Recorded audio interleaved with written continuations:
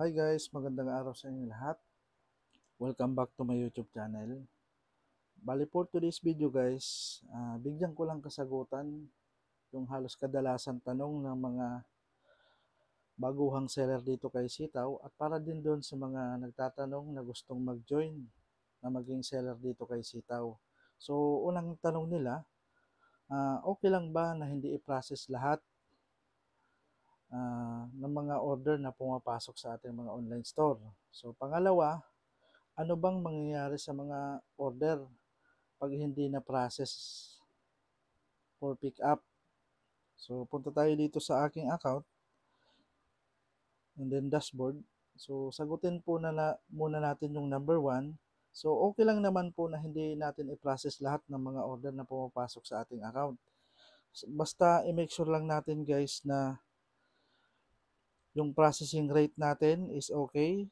So uh, kailangan nating ma-reach yung at least minimum requirements ni sitaw is at least 55%. So as much as possible, mas maganda na lumampas tayo doon sa processing rate na yon para hindi tayo matag as inactive seller ni sitaw at hindi tayo magkaroon ng mga notice dito kay sitaw. Napakahalaga po ng processing rate kasi ito po yung nagsisilbing performance rating natin ng ating mga online store dito kay sitaw. So, ito yung sumusukat kung gaano ba tayo kasipag mag-pick up ng mga orders daily. So, ayun po yung kahalagahan ng processing rate. At pangalawang kahalagahan ng processing rate, so ito din po yung basis ni Sitaw sa pagkakandak nila ng evaluation tuwing 16th of the month and then 30th of the month.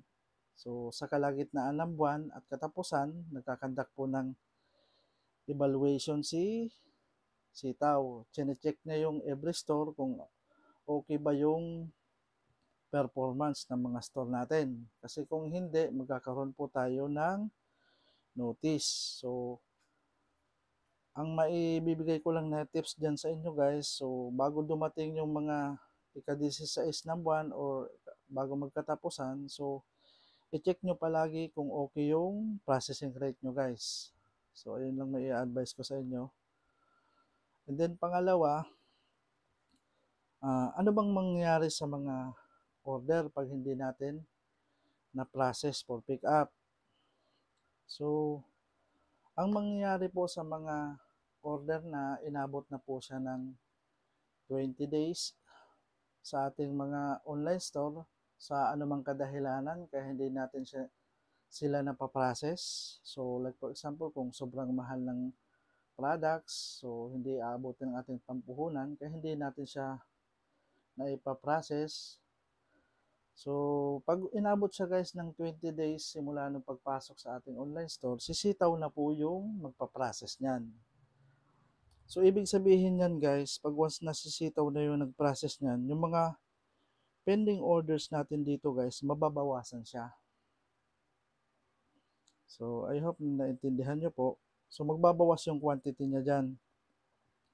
So, kung makikita nyo dito sa aking account, ang total lang pumasok dito sa aking account is 2,652.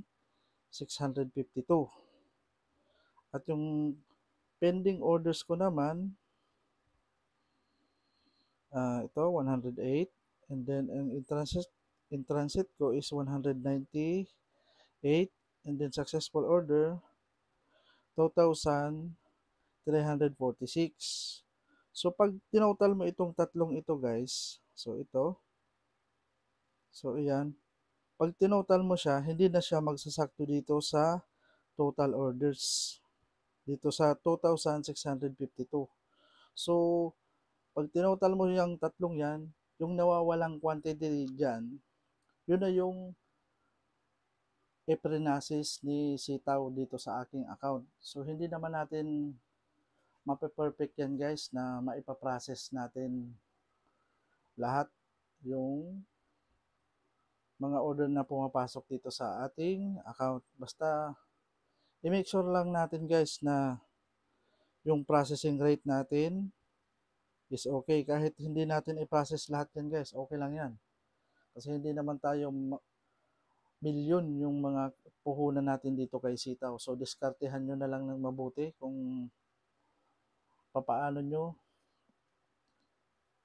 mapapaganda yung performance ng online store nyo. So I hope na nabigyan ko kayo ng idea o nasagot ko yung mga tanong nyo dito kay sitaw. So by the way pala guys, may good news nga pala akong gustong i-share sa inyo. So may ipapakita lang ako. So yun, wait lang guys. So kanina lang ay nung Tuesday, so meron kaming GC with our account specialist. So kung dati, tulad nga lang nabanggit ko, inaabot siya ng 20 days bago i-process ni sitaw. So pag yung mga nag-aging na order guys ha. So sa ngayon guys, nagkaroon na ng update. Yung account specialist na namin mismo yung nagsabi. So aabutin na lang siya guys ng 11 days na mag stay sa ating mga online store. So pag once na inabot na siya ng 11 days, automatic guys yung mga pending order natin, yung mga aging dyan, mababawasan yan. So ayun lang, yung isinare sa amin ng account specialist namin. So isinashare ko din sa inyo para malaman nyo din. So ayun lang, yung gusto kong ishare sa inyo. So I hope na nabigyan ko kayo ng idea or nasagot ko yung mga katanungan nyo. So kung may mga tanong kayo dyan guys, so mag-comment na lang kayo dyan sa comment section. At kung alam ko yung sagot, so magre-reply po ako sa mga tanong nyo guys. So ayun lang. So kung ikaw ay napag-isipan mo na talaga kung paano nag-work si sitaw, at kung desidido ka na talagang mag-join dito kay sitaw, so nasa description and comment section yung referral link ko.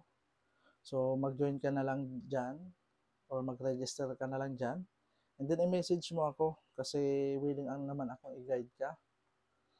At ituturo ko din sa inyo yung mga tricks na alam ko para maging kumita din kayo dito kay sitaw.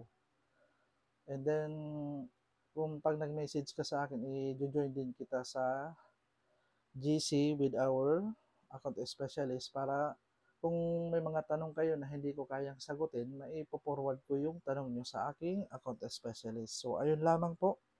So, kung bago ka pa lang dito sa channel ko, please like, subscribe, and hit the notification bell para updated ka sa mga bagong videos kong i-upload. Maraming salamat. God bless.